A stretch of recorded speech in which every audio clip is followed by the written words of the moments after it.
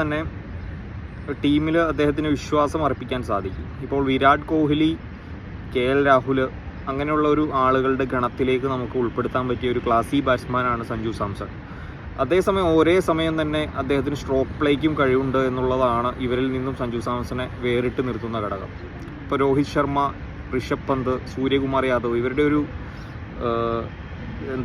പ്രത്യേകത എന്തെന്ന് വെച്ചിട്ടുണ്ടെങ്കിൽ അവർക്ക് പെട്ടെന്ന് സ്ട്രൈക്ക് റേറ്റ് ഉയർത്തി സിക്സുകൾ പായിച്ച് കളിക്കാനുള്ള കഴിവുണ്ട്. സഞ്ജുവിനെ സംബന്ധിച്ച് കോഹ്ലിനെ പോലെ സിംഗിൾ എടുത്ത് കളിക്കാനും സാധിക്കും, ക്ലാസ് ഷോട്ടുകൾ അല്ലെങ്കിൽ ഡ്രൈവുകൾ ഒക്കെ കളിക്കാനും സാധിക്കുന്ന ഒരു പ്ലെയറാണ്. ഒരേപോലെ തന്നെ സിക്സറുകൾ അടിക്കാനും സ്ട്രോക്ക് പ്ലേക്കും നല്ല കഴിവുള്ള ഒരു താരമാണ് സഞ്ജു. അവിടെയാണ് സഞ്ജുവിനെ വ്യത്യസ്തനാക്കുന്നത്. കാരണം ഋഷഭ് പന്തിനെ എടുക്കുകയാണെങ്കിൽ അതൊരു വെടിക്കെട്ട് ബാറ്റ്സ്മാൻ, ഒരു കണ്ണും പൂട്ടി അടി മോഡലാണ് പുള്ളി.